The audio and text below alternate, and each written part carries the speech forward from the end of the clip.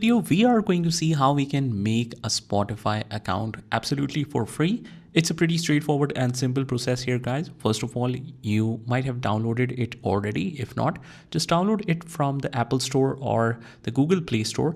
And once you have that installed, you will just open that up. And after that, we can click on sign up for free if you're using it for the first time. Click on that. And you can either continue with any specific email like live.com, Hotmail, Gmail, or whatever. But if you have the Gmail account configured, you can continue with Google, or otherwise you can continue with the Apple ID as well.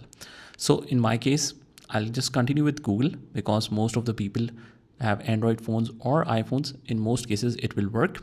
Click on continue with Google. Click on continue again. Now I'll choose any specific email. In this case, I'll choose this one. Click on continue. And it will ask you a couple of questions which we will quickly reply to. Click on done. You just select your gender from the bottom. And let me just mention my brand name here. And if you want to receive any emails, you can click on that. Otherwise, you hit done. Click on create an account. You can turn on the notifications if you want to, otherwise you click on not now, and you can see and select any specific artist you want.